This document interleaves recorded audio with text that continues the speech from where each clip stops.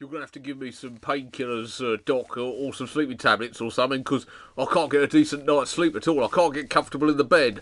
I've got all these pains in my back, and I've got these pains in my knees. And if I do manage to nod off to sleep, then I'll do a great big snore and wake myself up. The wife won't sleep in the same bed with me no more. She's buggered off in the spare room. Well, Mr. Fapso, I think it's time we had a little chat about your weight. Me weight?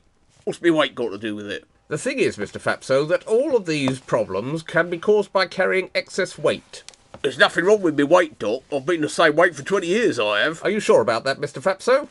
When was the last time you were weighed? Yeah, I weigh myself all the time. My wife's got a pair of them bathroom scales. I weighed myself on them last Friday. I see. And what was the result? After adjustments, I was 30.5 stone, same as what I always have been. And what does that mean, after adjustments? Well, you know what it's like with these bathroom scales, don't you, Doc? I mean, once you've used them a couple of times, the spring's knackered, isn't it? So then you have to make adjustments for the readings. And if you've just had a big meal, like, you've just got some extra pounds that you're carrying, haven't you? So you have to make an adjustment for that. And if you're just about to have a big poo, then you're just going to lose a couple of extra pounds, so you make an adjustment for that and all.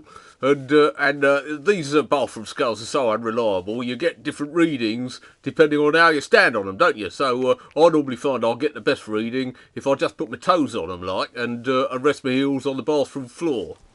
Perhaps you'd like to give my scales a try, Mr. Fapso. They've just been calibrated. Well, yeah, but what's the point? I mean, I know my weight's always been the same for the last 20 years because I'm still wearing the same waist size in trousers. Right, would you just mind standing up and lifting up your jumper for me, Mr. Fapso? What for? Just humour me, Mr. Fapso, if you wouldn't mind. Just as I thought. What do you mean? You're wearing your belt round the tops of your thighs. I thought you were walking a bit funny when you came in.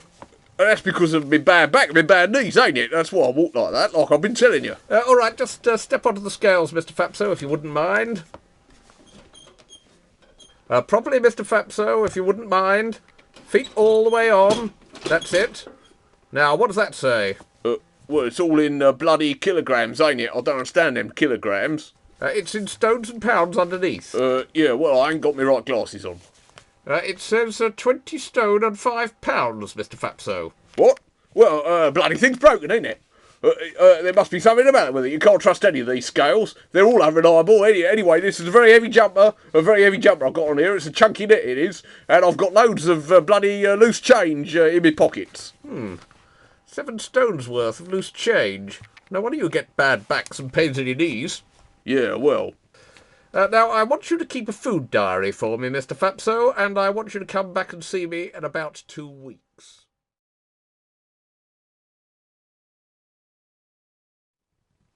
Good morning, Dr. Gladstone. Oh, good morning, Tanya. Tina. How nice to be back here, doing a locum again. Tell me, where's Dr. Harry today? He's on a course.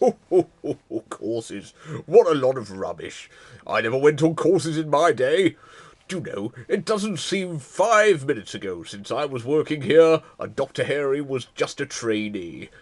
Harry the Fairy, we used to call him. Did I ever tell you that? Yes, Dr. Gladstone. Oh, yes, I can see him now, the spotty little oik.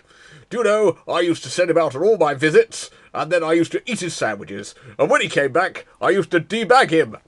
Oh, yes, I can see him now. I say, Gladys, could I have my trousers back?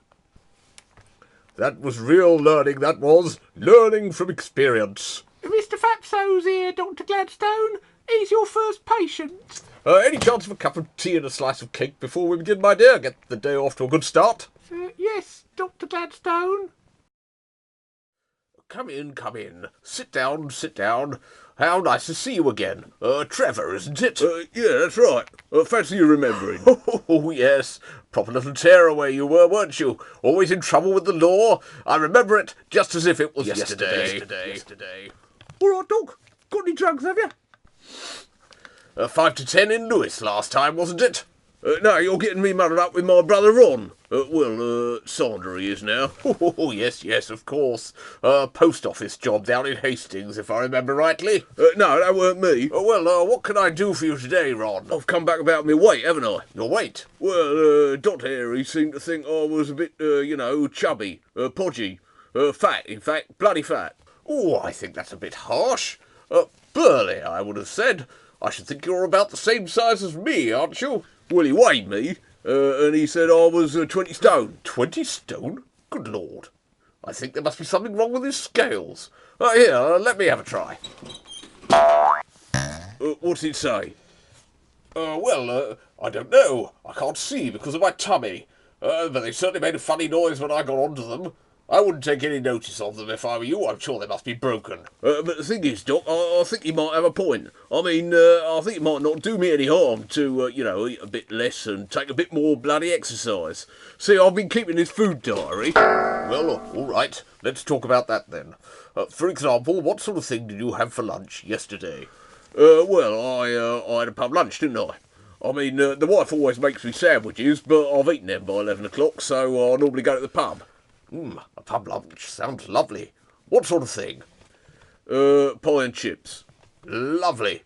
Good solid British food. And I had a couple of beers. Oh, yes. Real ale? Yeah, it was as it goes. Jolly good. And while I was waiting for the food, I had a couple of packets of crisps. And what flavour were those? They was prawn cocktail. Oh, dear me. I should cut those right out if I were you. What, are they bad for you? Quite possibly, yes. Yeah, but the thing is, what I was thinking was, maybe I should try something different, like boiled potatoes with me pie instead of bloody chips all the time. You could do, I suppose. But the thing is, they never give you enough butter, do they? When I have boiled potatoes, I like them swimming in a great big pool of butter. Well, I don't know, Doc. I mean, I feel as if I ought to be changing something. Don't you want to check my blood pressure or anything? Oh, no. Blood pressure checks. Oh, you don't want to have one of those if you can help it. To tell you the truth, Ron. Trevor? To tell you the truth, I don't really hold with all this preventive medicine nonsense. Come and see me when there's something properly the matter with you, that's what I say. Yeah, but what am I going to do, Doc? I mean, I don't want to get old and die. The question is whether you're going to enjoy your life while you've still got it. But I should cut those prawn cocktail crisps right out if I were you. Nasty things. Bit more healthy exercise. Don't have to do too much. Just a little bit every evening. I'll soon lose a couple of pounds. Oh, Jesus Christ! Come in, Mr. Fapso. Good Lord, have you been in an accident? Yeah, I bleeding well out, as a matter of fact. I'm sorry to hear it. Well, you bloody well ought to be, because it was all your bloody locum's fault. My locum? You don't mean Dr. Gladstone? Yeah, I do mean Dr. Gladstone. He's a bloody nutcase. He's not safe to be let out. Why, what happened? Well, I come back for a consultation about me weight, like you told me, and I ended up seeing him instead of you. Ah, I see. And he said there was nothing the matter with me weight. He said he didn't believe in preventive medicine. Well, of course, different doctors can sometimes have different... Yeah, well, I decided to try and get fit anyhow. Good for you, Mr. Fapso. Yeah, that's right. Good for me. First time I went out for a walk, I bloody well got run over. Well, I can see that that's rather unfortunate, Mr. Fapso, but I really don't see how you can blame Dr. Gladstone for it. It was him that ran me over.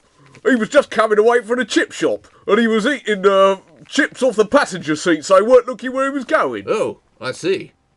Well, I'm terribly sorry about that, Mr. Fapso. Yeah, well.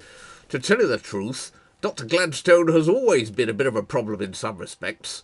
I can remember when I first started to work here, he was always pecking on me, and eventually I had to sort him out. Look here, Gladders, you've tormented me long enough. Now take this. I say, That never really happened, did it? No, it didn't.